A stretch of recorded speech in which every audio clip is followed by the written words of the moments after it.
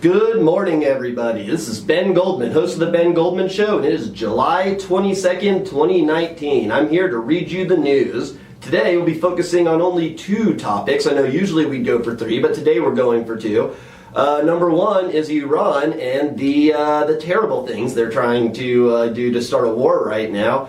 When captured some people they shouldn't have, shot down some ships, shot down a drone, lots of bad stuff. We'll go into that in detail. Also, Al Franken, that's right, legendary senator slash SNL comedian Al Franken, the ghost of the man that we thought had disappeared 4 years ago, is back, and he's apparently haunting Democrats. They want him. They want to see him back up in the Senate. So we'll see how that goes. Lots of fun stuff for today. All right, let's start with Iran. First off, Iran, our beloved enemy nation for the U.S., has claimed that they have gone and captured 17 CIA spies, are holding them in Iranian prisons, and plan to execute them. Now, this is a pretty big claim, obviously. If you captured 17 CIA spies, that's 17 people working for the Americans, there's no way we could let 17 of our own people get executed. But apparently it's not that simple. While Iran had come out and said that these alleged spies had all become American spies through U.S. visa traps, trying to offer them visas in return for spying, the United States doesn't seem to agree with that opinion. Trump actually came out immediately after they said it, put out a very, very hard-hitting tweet denying not only that they had our spies, that they had captured any spies. Trump's tweet read, "The report of Iran capturing CIA spies is totally false. Just more lies and propaganda like their shot-down drone put out by a religious regime that is badly failing and has no idea what to do. Their economy is dead, and it will get much worse. Iran is a total mess." Yeah, that pretty much sums it up. Iran's a disaster right now. They weren't in a good place before, don't get me wrong. But since Trump pulled out of their little nuclear deal, Iran has hit a very, very bad place. In the last 2 months alone, they've captured 2 oil tankers, one from the United Kingdom and one from the United Arab Emirates in the Strait of Hormuz. They shot down a Japanese oil tanker while the Prime Minister of Japan was actually in Iran meeting with their leaders for trade deals. Crazy. I don't even know why they do it, but that's what they did.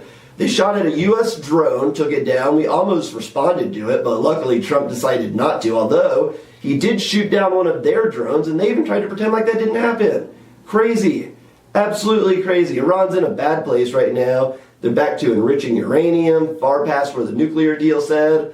And if you didn't realize it, the money they actually got from the nuclear deal was spent to buy a bunch of ICBMs and jets from Russia. That's right. Iranian Supreme Ayatollah called up Vladimir Putin. Was like, "Hey Putin, can I get some of them IBMs, some of them super jets?" And he's like, "Of course, comrade. Of course you can have my jets." And he's like, "Thanks, Putin. By the way, make sure they're equipped for nukes." But wait, Iran, I thought you weren't having nukes. They were planning on it anyways. They hate Israel. They hate America. They actually, even after that deal, they were still holding death to Israel, death to America parades. Completely zero intention of stopping. We didn't even ask him to stop. Worst deal ever. Can't even imagine. This is what Iran is, though. Ayatollah Khomeini is a religious zealot, and they're not going to be our friends. This is what it is. God bless the people of Iran, but the Iranian government is terrible. They're never going to be our friends. They proved this already. It's time for a change. But enough about Iran and overthrowing a nation. Let's talk about old Al Franken. That's right, guys. I'm sure you remember Al. Al was a longtime U.S. senator, very popular one, had some presidential ambitions even. One of the most powerful senators in the country. He, former SNL guy, actually helped start a lot of the Me Too movement. And then, twist of fate, Al Franken got Me Too'd himself. And he got Me Too'd hard. Real hard, just destroyed him, absolutely ruined him. He had some picture come out, him groping a girl, wasn't good. He was, just ruined his whole career. But, turns out, Democrats aren't done with him yet. That's right. Al Franken was back on Twitter today, trending on Twitter today, and why? Because the New Yorker did an interest piece on him, to help disprove that he was a groper and also show how badly the Democrats want him back. This is the most media propaganda piece ever, and it's not the best thing for him. Al's not that popular anymore. Bad move by them. But this is what they're doing. They're sending the New Yorker out. They're sending their media out because the Democrat Party is weak right now. They look weak. They have weak candidates currently. I mean, if Kamala Harris or Joe Biden are the best they got, then welcome to the White House again, Mr. President Trump in 2020, because it's just that simple. There's no way they're going to be able to beat him with those candidates. Obviously, they have this crazy notion that if they reactivate Al Franken, they'll be able to take on Donald Trump. Wrong move, guys. It's really the wrong move. Al's done. You should let him stay done. You should let him be done. You should count your blessings that your whole party didn't go down along with him, frankly, considering the whole Me Too movement push at the time. But this is where it gets fun. So, Al Franken was accused of groping a woman named Leanna Tweeden at a USO show in 2006.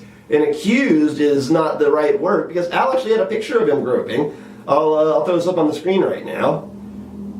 But that's what Al Franken did. Al Franken groped a woman named Leanne Tweeden in 2006, and it bit him in the butt. That's just that simple. It bit him in the butt. Everyone saw it. He had to resign as one of the leaders of the Me Too movement. He absolutely had to resign. And they tried to bring him back once before, give him a little media credit afterwards. And the Democrats reacted really poorly to him. Buttigieg actually said that if he was in the Senate right then, he would not have asked for Al Franken to resign, and he got a lot of pushback from it. So Al Franken, not really popular, but apparently he's popular with the people up there because it's not stopping them from trying to bring him back. Funny enough, though, again, this is the guy who started a movement that followed around the idea of believing the accuser over the accused, which is extremely un-American. It's completely against our legal system. But this is a senator who did that. Funny enough, when the New Yorker asked him about that, he said, well, now I believe in due process and proportioned punishment. Wow, Al. So you feel like you weren't given due process. You feel like your punishment wasn't proportional, but you didn't feel like that before. Before that, you were all about it. Believe the accuser. Believe the accuser. Wrong. We don't do that in the United States. There's a reason that the benefit of the doubt is given to the accused, and that's because otherwise we can't protect our liberties. We can't guarantee any even remotely fair justice unless we do that. Luckily, Al Franken's seen the light. Unfortunately, it took him starting a massive movement and using it to destroy his own career before he realized it. Hypocrisy, thy name is Al Franken, but it is what it is. It is what it is, guys. Bunch of big Senate Democrats, apparently, including Patrick Leahy and Heidi Heitkamp, are all coming out in this article too and saying, oh, they regretted kicking Al Franken out. They miss him. He was a great guy. He helped them lead the charge against President Donald Trump. So why not? Obviously, they need old Al back. Al was their ace in the hole, but he's gone now. That's the reality. They did that to themselves. They knocked him out. They destroyed his career. This is what it is. It's that simple. Twitter, though. Twitter's had some funny reactions to the Al Franken thing. Caitlin Keegan said, I would like to have seen Al Franken question Robert Mueller. Too bad he abused his position of power by groping at least eight women. Sucks for all of us that he made that choice. He made a choice himself to grope women. Angie B said, it would seem the groper's being elevated and the women are being dismissed. That this happens every day doesn't make it right. The DNC may be planning to shove Biden Franken ticket down our throats. Great, smart idea, DNC. Two old white guys with sexual harassment allegations against them. Real good play. Would love to see how that Biden Franken ticket works out for you. You guys are kicking it into high gear now, aren't you? Apparently you don't have enough old white guys on stage and your Kamala Harris bid's not working so well. And of course, one of my favorites is David Kadaku responded to the New Yorker saying, dragging up the ghost of Al Franken is more media trying to break Democrat focus on defeating Trump, more attempts at creating Democrat circular firing squad to help Republicans. No one should read such articles. No should help plutocrat court gossip media hurt Dems to help Republicans. All right, so the last couple words there were jumbled. Essentially what he's saying is that he believes that the media works for Donald Trump. I mean, we'll go into that. Obviously, that's not true. He believes it, whatever. But he does say that they're trying to make a circular firing squad by bringing up the ghost of Al Franken. Thing is, I think they actually like Al Franken, but it is going to create a circular firing squad because the guy's not someone you want to touch now, especially as a Democrat. Absolute career suicide. I don't know what the media's thinking on this, guys. I don't know what the Democrats are thinking. Hopefully they don't try to bring him back. I guess they liked him because he was entertaining up there relative to the other people they have. But there's other people like that. They should try to get him in office instead of bringing up a guy with a sexual harassment history and a picture to prove it. Not a good idea. They already excommunicated him. They already kicked him out. They've made their beds. It's time to lie in it. And my final thoughts for the day.